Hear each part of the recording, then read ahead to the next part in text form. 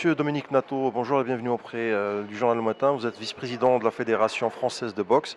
Est-ce que vous pouvez nous rapprocher un petit peu nos lecteurs et les gens qui nous suivent sur le site du Matin TV sur cette convention que vous allez signer avec la Fédération royale marocaine de boxe? Écoutez, les relations entre la Fédération française de boxe et la Fédération royale marocaine, elles ne datent pas d'aujourd'hui, elles ne datent pas d'hier. C'est des fédérations amies.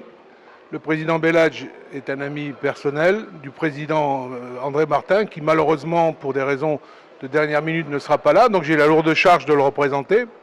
Donc cette convention, elle est fondée sur des relations sportives, amicales, sportives et professionnelles. Donc sur la boxe, bien entendu, le haut niveau, mais aussi la formation professionnelle, la formation des cadres techniques, des arbitres, tout un ensemble d'axes à développer, donc qui sont communs aux deux fédérations. Alors, en quoi va s'échelonner, si on peut dire, cet accord de coopération?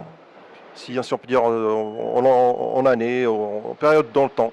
Dans le temps, je pense qu'on a signé une convention qui va sur la période olympique qui s'arrêtera donc en 2020, mais qui sera renouvelée, certainement renouvelée par le futur président, donc les instances qui seront en place à ce moment-là. Donc, mais là, il y a quand même un beau chantier, de beaux objectifs avec les Jeux Olympiques de Tokyo l'année prochaine. Donc la préparation, on va pas attendre ni les Jeux ni les grandes compétitions.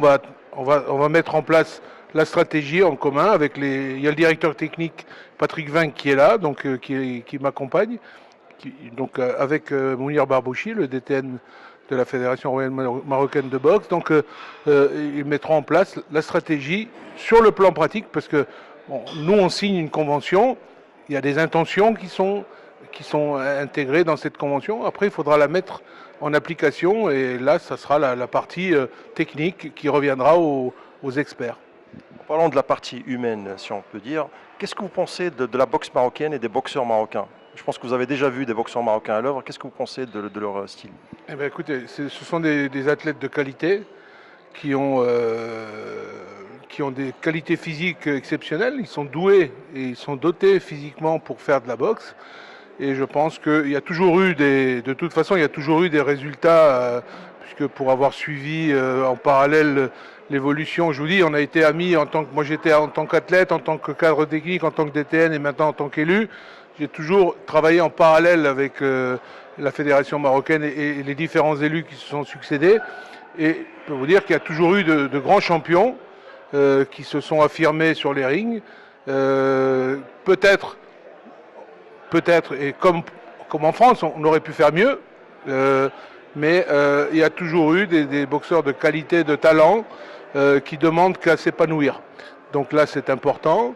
C'est important que cette convention soit signée, et je pense que ça sera, vu les différents axes qui seront abordés, ça ne pourra être qu'un plus dans nos relations et dans les résultats de nos boxeurs.